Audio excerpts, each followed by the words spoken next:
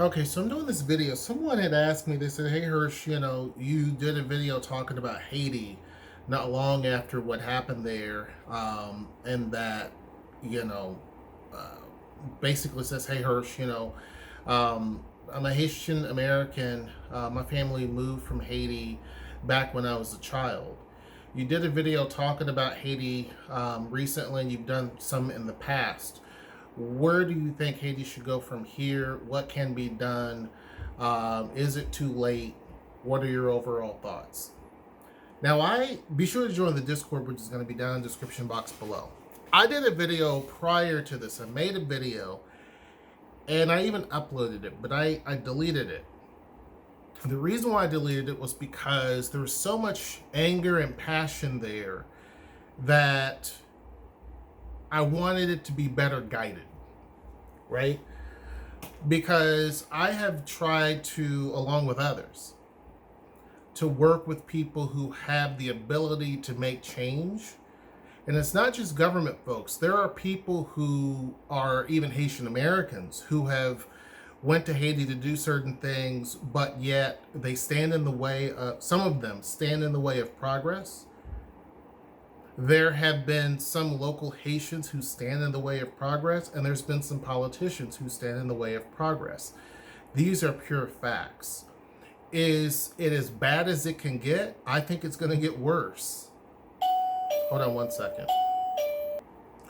Okay, so Noel has just came in. Haiti's biggest problem is one of the biggest issues that has been the main source of a lot of things is money, because then that goes directly to power. And anytime someone tries to help the country, you have certain people who stand in the way.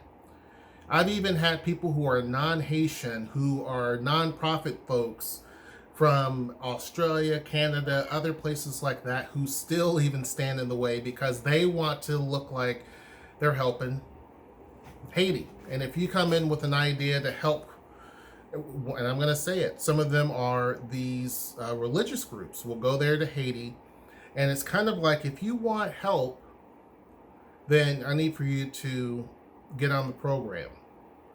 It's the go along, get along, right? Toe the line, because what I need for you to do is to think like us, abandon your own values. If you were to believe in voodoo or whatever the case may be, abandon that and go into Christianity. It's basically convert to what I want you to believe, and then I'll help you. There are many groups like that. And if you come in to say, look, I don't need all of that. What I want to do is to provide tools for people, education. I want to be able to teach people how to fish, permaculture, all these different types of things where folks can help themselves. You have some NGO groups that will, not NGOs, but some nonprofits who live in wealthy countries. Those people stand in your way. They don't want to see you succeed. I've experienced that personally. I've also experienced some people, a Haitian American, who basically also try to stand in the way. Why? Because that person wants to shine. And it's kind of like if you're doing something, because I'm not Haitian at all, but if you come there to help, and this is someone who's a Haitian American and they're not doing as much stuff, it's kind of like, well, dang, I have other people doing stuff that I should have been doing, and they want to stand in the way of that. You have that even. So by the time you get to all of these hurdles, you start with the non-Haitians who have nothing to do with Haiti other than either A, pulling more money out of the country, or B, some sort of a savior complex. Not all, but there's a good chunk of those. Then you have some who are Haitian American who will stand in your way also. That's before you even got in the door. Once you get into the door of Haiti, you do have some people who are Haitians, who are not politicians, some who stand in the way of progress. These are pure, honest, hardcore facts. People may not like it, but I've seen it, witnessed it, experienced it. Then you have the politicians. Some politicians have absolutely zero power because power is concentrated in certain areas. You have some that want to do things and they can't because they don't have the ability. They're figureheads mostly. They don't have the power. They may critically want things to, but they can't. And that goes back to the president absorbing all of the power to make a whole lot of decisions. And it just doesn't work that way. Haiti at one point in time, and someone said Haiti needs to go back to old school principles of when it freed itself from slavery. It needs to free itself from its own oppression. Because no matter how much money you throw at Haiti, it's not going to make a difference. It just isn't. All of the people ask, if you look at the not-for-profits that are there, the ones that are doing great, not talking about them, but the ones that just sit there and try to collect money, and some of them are very well known, they have constantly, absorbed a whole lot of money from people who have an honest giving heart all around the world, but they do very little to help the local Haitian population. Or it's based on stipulations. You have to do this and do that before you can receive just a little bit of what was actually donated. They don't improve the area very much. If you go there and you look at some of these places, the amount of money that they get, the buildings that are constructed should look a whole hell of a lot better than they do. Some of these buildings are very rudimentary that these nonprofits build, and they don't look that great. They can't really survive a good, strong hurricane or a mild hurricane. Yet they're pulling in hundreds and hundreds of $1,000s a year, some of them.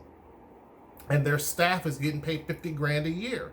In fact, I met a lady when I went to Haiti who left that because she didn't feel it right taking a $50,000 a year salary to help people who make $1,000 a year. And all the money being donated to Haiti, she was absorbing a big chunk of that along with her other co-workers. That's not going directly to Haiti. So that's one of the big problems. Now you have a situation where if you personally wanted to go and build a school in Haiti, you have to jump through hoops and hurdles in order to do it. You won't get a lot of reply back from people who are in power to make that decision. And you're going to have people asking for money from you to do it a lot of times.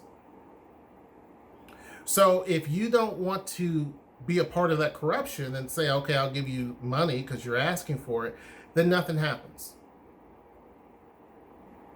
It is kind of like, let me do for myself before I help other people. And you have some individuals there who are the exact same way. There are some people who, not the average everyday poor person that you see.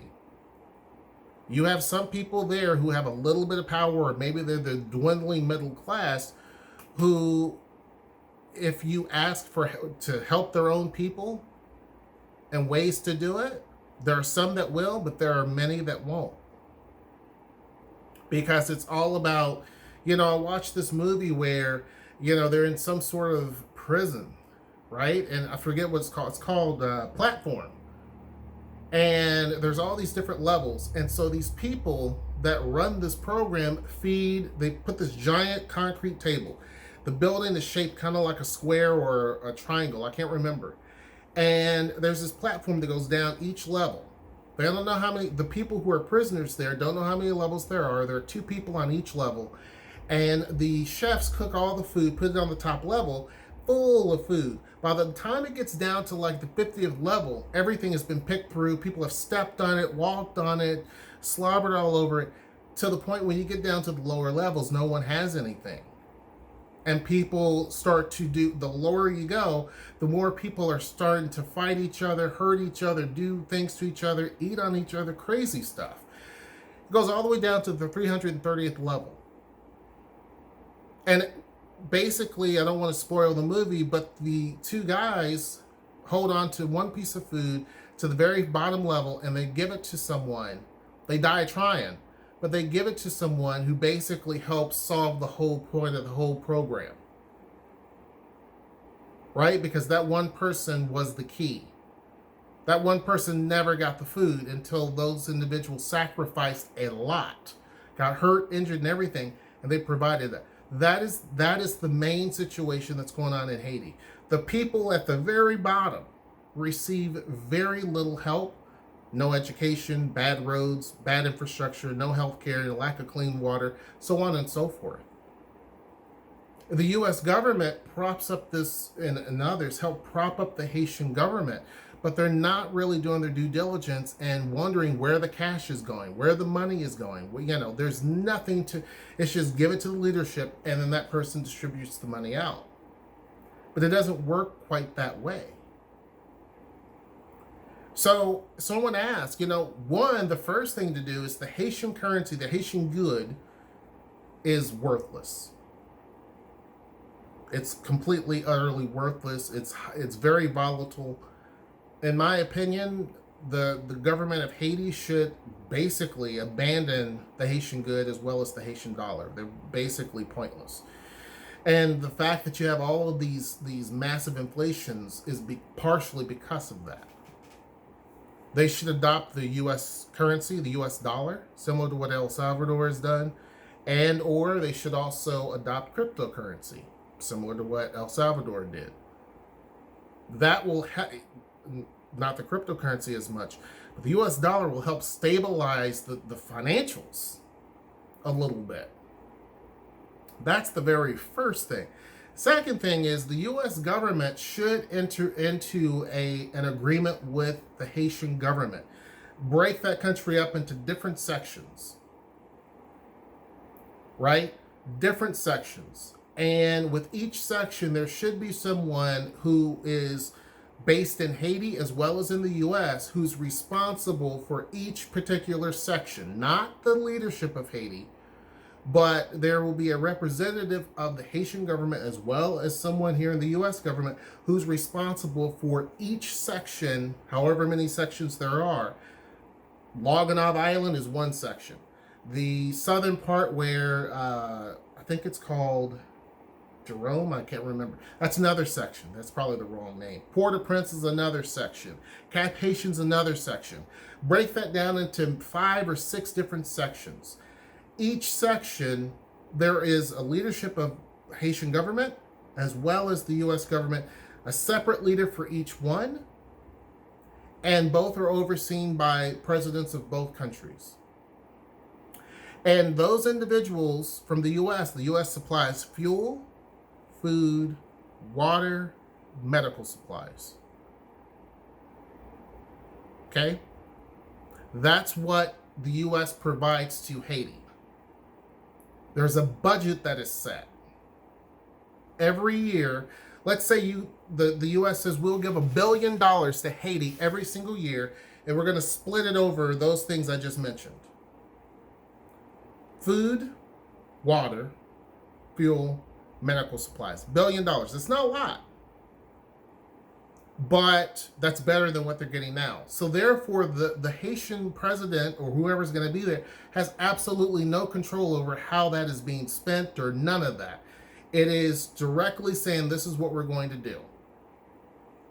So when it comes to medical, the very first thing that should be done is building and rebuilding hospitals. There's a hospital in Port-au-Prince right now that's not complete. It was supposed to be the biggest one there, not really completed. That's step number 1. Fixing that. Step number 2 is there are many places in Haiti that needs to have a much better hospital system than what they have versus basically a ramshackle building. They need to have a good medical facility. Split that money up. And maybe the first chunk of change, maybe the U.S. government says, hey, what we're going to do is we're going to build 5 key hospitals throughout the country that the U.S. builds and that the U.S. supports, along with the United Nations. Right? The United Nations puts in money. The U.S., which is a part of that, puts in money to run these 5 hospitals. One on Loganov Island, because that place has nothing.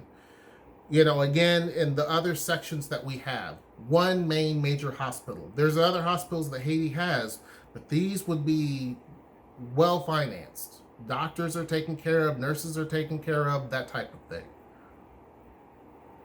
Okay? When it comes to food aid, Yes, there's a lot of farmers, but because of all of the devastation that's been done in terms of deforestation, growing crops there is kind of almost impossible. So there does need to, people talk about farmers and this, that, and the other. I agree. There should be farm programs that are established and all of that, and USAID can work on that part of it. But I think the U.S. government and United Nations should fund a food program where people are supported by food. Again, $1 billion a year. And it is already allotted. How much is spent? $200 million for each section. Okay? Then when it comes to water, country doesn't have a whole lot of water. It is a critical issue. Again, all 5 sections or however many sections, the U.S. government helps work with Haiti and said, this is what we're doing. The U.S. can literally bring ships there that can supply a tremendous amount of water. One of the final things is electrical power. The U.S. has Navy ships that run on nuclear power. They do. One of the best things to do, especially in a country that does not have a military, is the U.S. should, and they may look at it as an occupation or whatever, but the U.S. government should have 2 nuclear ships there, right? One is just there on standby. The other one supplies power to Haiti. Electrical power. This has been done in many places. Because a lot of people don't have access to power anyway, this would be amazing. So not only should Haiti continue its own power system, but the U.S. government provides some power from their naval ship. When that ship needs, the people there need to go back to the U.S., another ship is coming. That one ship that's there kind of goes in and they cycle through. Right? They cycle through. To me, that is what is going to be needed, because I think that Haiti has kind of lost its way. There has been such a long period of handouts where there's so many nonprofits that have went there and taken care of things that the Haitian government should have done. And now you have a history now of where the Haitian government and leadership within Haiti, we're talking people who served in parliament there. There's this concept of help me out, help me out, help me with this, help bail me out. It's not like it was back whenever Haiti declared its independence. It didn't ask for help from anybody. It did what it needed to do. And today, Haiti should be by far better off than it was back then, but it's not.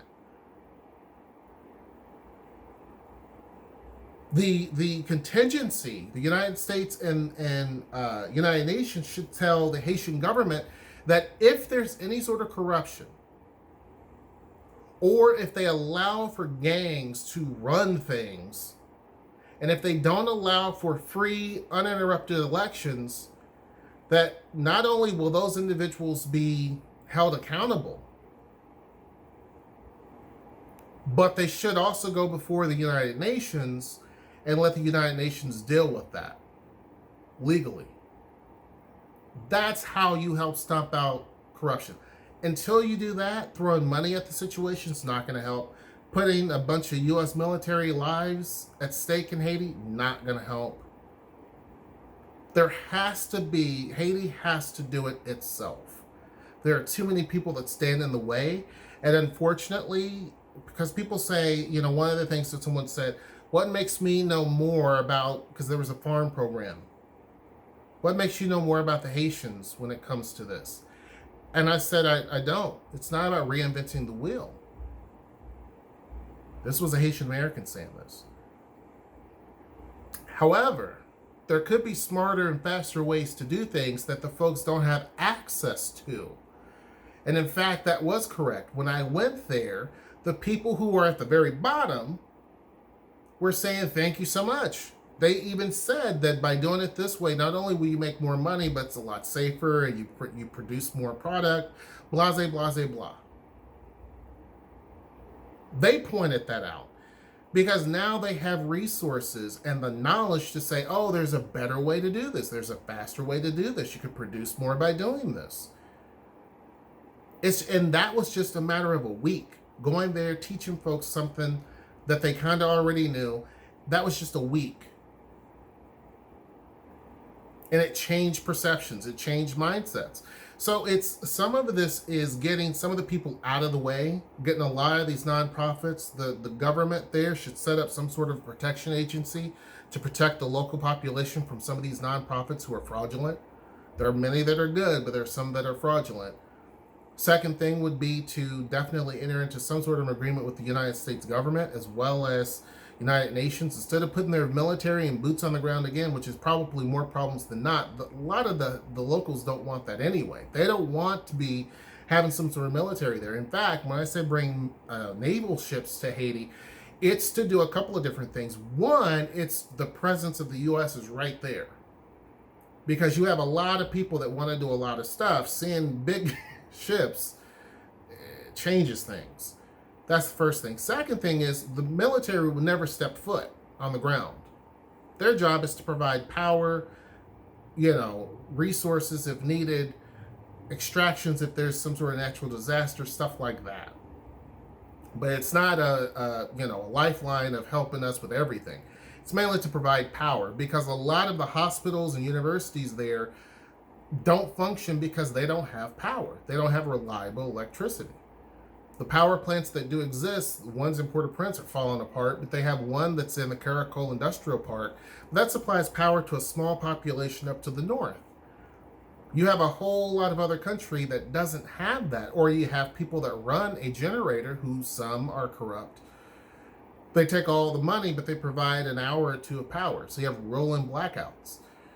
You can't have businesses that function correctly or manufacturing when there's rolling blackouts. I pay a bunch of money to someone for electric, and yet my power gets cut off. So to me, those are some of the things that I would do. The Haitian money should go away because there's really no, and some people may disagree with that, but there's so much inflation has went so far bad. Most governments aren't going to buy the Haitian currency to prop it up. To me, it would be like you can keep it, but also accept the US dollar as also currency that's used. It is kind of that way now, but it's not officially recognized by the government. A lot of local businesses do that now anyway, but it should be more official.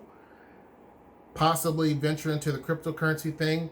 Make sure they enter into some sort of an agreement so the basics are covered. Fuel, food, water, medical supplies, and I'm going to throw in there education, because right now nonprofits basically provide all of the things I mentioned.